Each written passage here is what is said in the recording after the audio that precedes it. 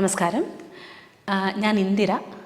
ഞാനിവിടെ all India institute of speech and ഹിയറിംഗിൽ assistant professor of audiology എന്നുള്ള പദവിയിൽ വർക്ക് ചെയ്യുന്നു. ഞാൻ ആദ്യം ഒരു ചോദ്യം ചോദിക്കട്ടെ. ഒരു കുട്ടിക്ക് ജനിച്ച് വീണ ഒരു കുട്ടിക്ക് കേൾവിക്കുറവുണ്ട് എന്നുള്ളത് ഡയഗ്നോസ് ആയി എന്ന് വയ്ക്കാം. അതിനിപ്പോൾ എന്താ ചെയ്യണ്ടേ എന്നുള്ളതല്ലേ നമ്മുടെ സ്വാഭാവികമായിട്ടുള്ള ആദ്യത്തെ ചോദ്യം വരിക. ഇപ്പോൾ ഈ കേൾക്കുന്ന കുറച്ച് പേർക്കെങ്കിലും മനസ്സിൽ വന്നിട്ടുണ്ടാവും ഒരു ഹിയറിംഗ് എയ്ഡ് അല്ലെങ്കിൽ ഒരു ശ്രവണ സഹായ കുട്ടിക്ക് വെച്ച് കൊടുത്താൽ മതിയാവുമല്ലോ എന്നുള്ളത്. ശരിയാണ്, അത് വെച്ച് കൊടുത്താൽ മതി. എപ്പോൾ വെച്ച് കൊടുക്കണം, എത്ര വേഗം വെച്ച് കൊടുക്കണം? ആവുന്നതും വേഗം. ആക്ച്വലി പറയുകയാണെങ്കിൽ ഒരു 6 മാസത്തിനുള്ളിൽ.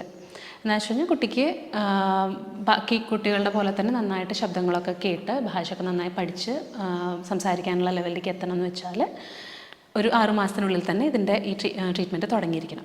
ഹിയറിംഗ് എയ്ഡ് വെച്ച് കൊടുത്താൽ മാത്രം മതിയോ എന്നുള്ളതാണ് അടുത്ത ചോദ്യം. അല്ല. അപ്പോൾ ഞാനും ഈ കേൾക്കുന്ന പ്രേക്ഷകരും ഒക്കെയും ചെറുപ്പം തൊട്ടേ ശബ്ദം കേട്ട് മനസ്സിലാക്കി ഭാഷ മനസ്സിലാക്കി സംസാരിക്കാവുന്ന ഒരു ലെവലിലേക്ക് എത്തിയത് വളരെ നൈസർഗികമായിട്ട് വളരെ നാച്ചുറലായിട്ടാണ്. പക്ഷേ ഈ കേൾവിക്കുറവുള്ള കുട്ടിക്ക് ശബ്ദം കേൾക്കുന്നതൊന്നും അത്ര നാച്ചുറലായിട്ട് വരുന്നില്ല. അതുകൊണ്ട് അതിന് വേണ്ടിയിട്ട് തന്നെ ഒരു ട്രെയിനിങ് കൊടുക്കേണ്ടതായിട്ട് വരുന്നുണ്ട്. അതാണ് ഈ ഓഡിറ്ററി ട്രെയിനിങ് അല്ലെങ്കിൽ ശ്രവണ പരിശീലനം എന്ന് പറയുന്നത്. അത് പല പല ഘട്ടങ്ങളിലാണ് ഉണ്ടാവുക.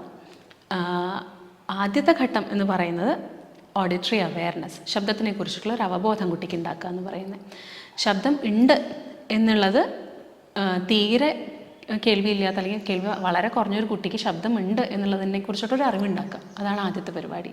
ഇപ്പോൾ ഇവിടെ ഒരു ടപ്പെന്നൊരു സൗണ്ട് ഉണ്ടായാൽ അത് ശബ്ദം ഉണ്ട് എന്നുള്ളതിന് എനിക്കൊരു അറിവുണ്ടാവണം ആദ്യം. അതാണ് ഓഡിറ്ററി അവെയർനെസ്. അടുത്ത ലെവൽ എന്ന് വെച്ചാൽ ഈ വരുന്ന ശബ്ദങ്ങൾ രണ്ടും വേറെ വേറെയാണ് എന്നുള്ളത് മനസ്സിലാക്കാനുള്ളൊരു അറിവാണ് അടുത്തത്.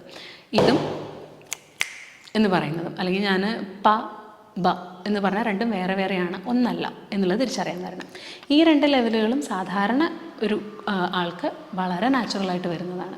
നേരെ മറിച്ച് കുട്ടികൾക്ക്, കേൾവിക്കുറവുള്ള കുട്ടികൾക്ക് അത്ര നാച്ചുറലായിട്ട് വരില്ല. ഇതിൻ്റെ മേലെ തന്നെ വർക്ക് ചെയ്യേണ്ടതായിട്ട് വരും ആദ്യത്തെ. പിന്നെ ഇത് രണ്ടും കടന്നു കിട്ടിക്കഴിഞ്ഞാൽ അടുത്ത പരിപാടിയാണ് ഭാഷയ്ക്ക് ഓരോ ശബ്ദത്തിനും അതിൻ്റേതായിട്ടുള്ളൊരു അർത്ഥമുണ്ട് എന്നുള്ളതിനെ കുറിച്ചിട്ടുള്ള അറിവ്. ഇപ്പോൾ ഞാനിത് എടുത്താൽ പെൻസിൽ എന്നുള്ളൊരു വാക്കാണ് ഇതായിട്ട് അറ്റാച്ച്ഡായിട്ട് നമ്മുടെ മനസ്സിൽ വരിക. അപ്പോൾ ആ പെൻസിൽ എന്നുള്ള വാക്കിന് ഒരു അർത്ഥമുണ്ട്, അതാണ് ഈ രൂപം.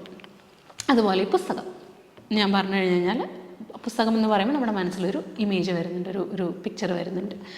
അപ്പോൾ അതാണ് ഓഡിറ്ററി ഐഡൻറ്റിഫിക്കേഷൻ. നമ്മുടെ ചുറ്റുവട്ടത്തുള്ള എല്ലാ സാധനങ്ങളുടെയും നമ്മൾ വാക്കുകൾ പഠിക്കുന്നത്, പേരുകൾ പഠിക്കുന്നത് ഈ ഓഡിറ്ററി ഐഡൻറ്റിഫിക്കേഷൻ ലെവലിലാണ്.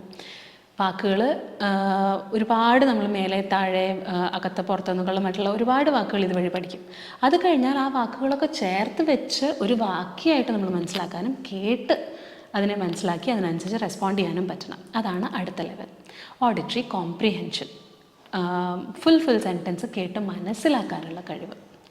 കുട്ടികൾ കഥകൾ പറഞ്ഞ് അല്ലെങ്കിൽ കുട്ടി കവിതകളൊക്കെ കേട്ട് ഒക്കെ മനസ്സിലാക്കി നമ്മൾ ചോദ്യങ്ങൾ ചോദിക്കുമ്പോൾ അതിന് ഉത്തരം പറയുന്നൊരു ലെവലുണ്ടല്ലോ, അതാണ് ഈ കോംപ്രിഹെൻഷൻ എന്ന് പറയുന്നത്. ഇതെത്തിയ കുട്ടികളാണ് സാധാരണ സ്കൂളിലൊക്കെ പോയാലൊക്കെ നന്നായിട്ട് ഇരുന്ന് ടീച്ചർ പറയുന്നതൊക്കെ കേട്ട് മനസ്സിലാക്കി നമ്മളോട് നല്ല രീതിയിലൊക്കെ സംസാരിച്ചും ഇടപഴകിയൊക്കെ വരുന്ന കുട്ടികൾ. ചുറ്റുവട്ടത്ത് ശബ്ദം ഉണ്ടെങ്കിലും ഒക്കെ അതിനെയൊക്കെ മാറ്റി വെച്ചിട്ട് ഈ കുട്ടിക്ക് എന്താ വേണ്ടതെന്ന് വെച്ച് കഴിഞ്ഞാൽ അത് അർത്ഥം മനസ്സിലാക്കാനുള്ള ലെവലിലേക്ക് കുട്ടി എത്തണം. അതാണ് കോംപ്രിഹെൻഷൻ. അപ്പോൾ നമ്മൾ ശബ്ദം എന്താണ് എന്നുള്ളതെന്ന് തുടങ്ങി ഭാഷ കേട്ട് മനസ്സിലാക്കി അതിനനുസരിച്ച് സംസാരിക്കാനുള്ള ഒരു ലെവലിലേക്ക് കുട്ടിയെ എത്തിക്കുന്നു, ആ ലോകത്തേക്ക് കുട്ടിയെ എത്തിക്കുന്നു. അതാണ് ഓഡിറ്ററി ട്രെയിനിങ് അല്ലെങ്കിൽ ശ്രവണ പരിശീലനം. Thank you.